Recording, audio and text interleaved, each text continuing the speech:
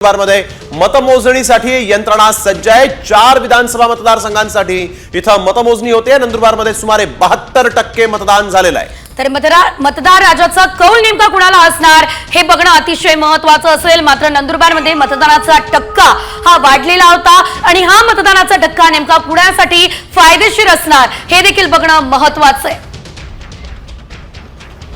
नंदुरबार जिल्ह्यातील 4 विधानसभा मतदारसंघाच्या मतमोजणीला अवघ्या काही मिनिटातच सुरुवात होणार आहे। मी सध्या नंदुरबार शहरातील वखार महामंडळ या ठिकाणी आहे आणि मतमोजणीला अवघ्या काही क्षणातच सुरुवात होणार आहे। तत्पूर्वी जे मतदान प्रतिनिधी असतील, कर्मचारी असतील, त्यांची तपासणी या ठिकाणी सर्वप्रथम करण्यात येत आहे। कशुमसी पोलीस प्रशासनाच्या वतीने तपासणी करण्यात येते। कुठलाही मोबाईल असेल किंवा इलेक्ट्रॉनिक वस्तू असेल ते मध्ये जाऊ नये यासाठी ही खबरदारी पोलीस प्रशासनाच्या वतीने घेण्यात आहे। मतमोजणीसाठी एकूणच 69 टेबल पूर्ण जिल्ह्याभरात लावण्यात आलेले आहे। त्यातच 104 या फेऱ्या या ठिकाणी होणार आहेत। खऱ्या अर्थाने सुरुवातीला टपाली आणि सैनिकांची मतमोजणी ही होणार आहे, तर दुसरीकडे त्यानंतरच अनेक विभागणी हा मतमोजणीला सुरुवात होणार आहे। अनेक टेबलवर कर्मचारी देखील